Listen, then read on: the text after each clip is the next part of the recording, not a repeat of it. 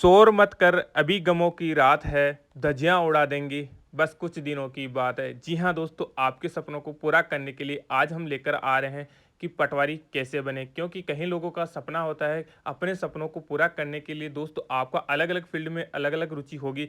लेकिन आज की इस वीडियो में आपको मैं बताने वाला हूँ कि दोस्तों पटवारी क्या है, पटवारी का काम क्या होता है, पटवारी की सैलरी क्या होती है, इसका एग्ज़ाम का जो पैटर्न होता है वो क्या होता है, साथ ही आपको दोस्तों पावर क्या मिलती है पटवारी के तौर के ऊपर। इसके अलावा दोस्तों आपको क्या रिस्पेक्ट और क्या क्या आपको करना होगा इस एग्ज़ाम के लिए, इस ड्रीम को पाने के लिए। तो दोस्तों आपको हमारे साथ वीडियो में लास्ट तक बने रहना है। इसके अलावा अगर आप इंटरेस्टेड हो ऑफलाइन या ऑनलाइन गवर्नमेंट जॉब के अंतर्गत जो ईजी रेजी रहती है, तो आप हमारे अनदर वीडियो जाके चेक कर सकते हैं। प्ले लिस्ट जाके एक बार जरूर चेक कीजिएगा। इसके अलावा दोस्तों चैनल को लाइक और सब्सक्राइब जरूर कीजिए ताकि दोस्तों फ्यूचर के अंतर्गत आपको पक्का गवर्नमेंट जॉब मिल जाए। तो चलिए दोस्तों हम सबसे पहले चलते हैं एमके फौजी के इस टिप्स में आप सभी का स्वागत है। सबसे पहले जान लेते हैं कि पटवारी क्या है।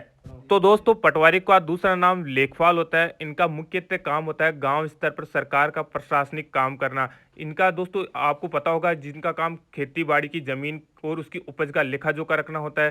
साथ ही दोस्तों जमीन को नापना भी इनका मुख्य काम होता है। जमीन की खरीद को और बेचने से संबंधित ज्ञान जानकारी भी इनको रखना पड़ता है। इनको अलग अलग स्टेट में अलग अलग नाम से जाना जाता है। जैसे कुछ स्टेट में पटवारी बोलते हैं तो कुछ स्टेट में इनको लेखापाल भी बोला जाता है। सामान्य तौर पर अगर आप दोस्तों अपनी जमीन का पट्टा वगैरह भी करोगे तो इनके द्वारा भी किया जाएगा, अदरवाइज दोस्तों ये मान्य नहीं होता है। इसके अलावा अगर आपने कभी किसी गवर्नमेंट जॉब की तैयारी की है या दोस्तों आपने 10th-12th के बाद में जाति आय या मूल निवास प्रमाण पत्र बनवाया होगा तो भी आपने दोस्तों पटवारी के सिग्नेचर जरूर करवाए होंगे, तो वो भी काम इनका ही होता है। या दोस्तों अगर आपके क्षेत्र में कोई आपदा आ जाती है तो उनका निपटारा करने के लिए भी इनको बुलाया जाता है। जो भी निरीक्षण का काम होता है वो भी इन्हीं का होता है। इसके लिए एलिजिबिलिटी क्या होती है दोस्तों, अगर आपने 12th पास कर रखी है किसी भी स्ट्रीम से हो तो आप दोस्तों इसकी तैयारी कर सकते हैं। अगर आपने ग्रेजुएशन कर रखी है वो भी किसी भी स्ट्रीम से हो तो भी आप पटवारी के लिए फॉर्म अप्लाई कर सकते हो। दोस्तों इसमें कुछ ही स्टेट को छोड़कर बाकी सभी स्टेट्स के अंतर्गत ग्रेजुएशन पास मांगी गई है। साथ ही दोस्तों इनके अंतर्गत कंप्यूटर का बेसिक नॉलेज आपको 0 लेवल डिग्री या डिप्लोमा सर्टिफिकेट मांगा जाता है पटवारी के एग्जाम के अंतर्गत। यानी तभी आप इसका फॉर्म भर पाओगे जब आपके पास ये नॉलेज होगा कंप्यूटर से रिलेटेड। तो दोस्तों आप अगर आपका जॉब है, ड्रीम जॉब है पटवारी बनना, तो आपको यही सलाह दी जाती है कि आप दोस्तों कंप्यूटर कोर्स कर लीजिए।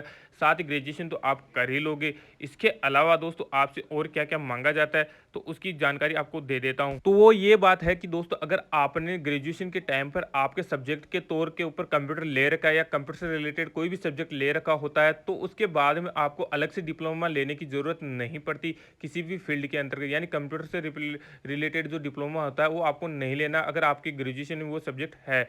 उसके बाद में एज लिमिट की बात करें कि एज लिमिट इसके अंतर्गत कितनी मांगी जाती है एग्जाम के तौर पर, तो दोस्तों 18 साल से लेकर 38 ईयर तक आपकी एज मांगी जाती है। बात करो इसके सिलेक्शन प्रोसीजर की तो दोस्तों इसके अंतर्गत आपका रिटन एग्जाम होता है। लिखित परीक्षा देने के बाद में दोस्तों आपका साक्षात्कार किया जाता है यानी इंटरव्यू होता है। इंटरव्यू के बाद में दोस्तों आपका क्या होता है, डॉक्यूमेंट वेरिफिकेशन। जो आपका एग्जाम में दोस्तों एग्जाम किस आधार पर किया जाता है तो दोस्तों एग्जाम आपका एमसीक्यू के बेस पे किया जाता है। इन प्रक्रियाओं के बाद में दोस्तों आपकी मेरिट सूची तैयार की जाती है। मेरिट लिस्ट आने के बाद में दोस्तों आपका सिलेक्शन करवा जाता है। जो मेरिट में आपका नंबर आएगा उसके आधार पर आपका सिलेक्शन किया जाएगा। अभी बात कर लेते हैं कि इसका सिलेबस क्या मांगा जाता है आप सभी साहिबानों से। तो दोस्तों इसके अंतर्गत आपसे हिंदी का पेपर होता है जिसके अंतर्गत संधि, समास, काल, क्रिया, वाक्य, त्रुटि सुधार, मात्राएं, लोकोक्तियां आदि इसके अंतर्गत पूछी जाती हैं। तो दोस्तों हिंदी का सिलेबस सबसे पहले आपको प्रिपेयर करना है क्योंकि दोस्तों हिंदी इसमें सबसे मोस्टली पूछी जाती हैं और सब्जेक्ट भी पूछे जाते हैं यानी, लेकिन आपको हिंदी जो सब्जेक्ट है दोस्तों वो सबसे मेन रोल होता है आपका नंबर बनाने के लिए। अभी बात कर लेते हैं इंग्लिश सब्जेक्ट के अंतर्गत आपसे क्या क्या पूछी जाएंगी। तो दोस्तों इंग्लिश के अंतर्गत आपकी जनरल इंग्लिश आएगी, वोकेबलरी आएगी, सिनोनिम्स, एंटोनिम्स, वहीं आइडियम, फ्रेज। इसके अलावा दोस्तों ग्रामेटिकल करेक्शन जो क्वेश्चंस आते हैं उनके क्वेश्चंस आएंगे। इसके अलावा दोस्तों सेंटेंस जो करेक्शन आते हैं आपको सही और गलत उसमें चूज करना पड़ेगा, उससे रिलेटेड आपसे क्वेश्चंस पूछे जाएंगे। तो दोनों सब्जेक्ट्स के बारे में तो अभी आपको बता दिया, हिंदी और इंग्लिश के बारे में। नेक्स्ट और तीसरा जो सब्जेक्ट है हमारा वो है दोस्तों मैथ। मैथ मेरी तरह लोगों की कमजोर होगी तो दोस्तों आप इस पर थोड़ा सा फोकस कीजिएगा। Number system, decimal, time, average, area, parameter आदि से रिलेटेड इसके अंतर्गत क्वेश्चन पूछे जाते हैं। वैसे अगर दोस्तों आपकी प्रैक्टिस होगी तो कई स्टूडेंट होते भी हैं जो होशियार भी होते हैं, जो कमेंट एक में एक बार ज़रूर बताइए कि आप होशियार हैं या दोस्तों मेरी तरह हैं, क्योंकि दोस्तों इसका मेरे को इतना समझ में नहीं आता था।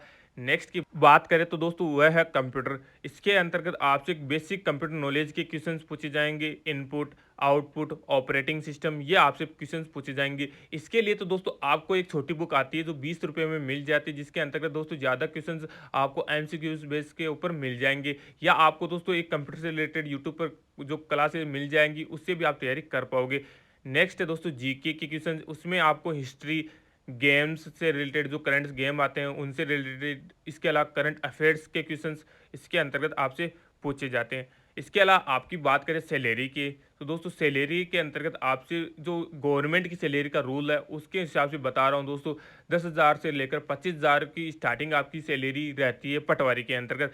लेकिन आपको मैं बताना चाहूँगा, आपका दोस्तों एक जो पटवारी रुतबा बहुत तगड़ा होता है, क्योंकि दोस्तों आपका जो जो प्रशासनिक क्षेत्र होगा उसके अंतर्गत कोई भी काम होगा, कोई भी फंक्शन होगा तो आपको इन्वाइट किया जाता है।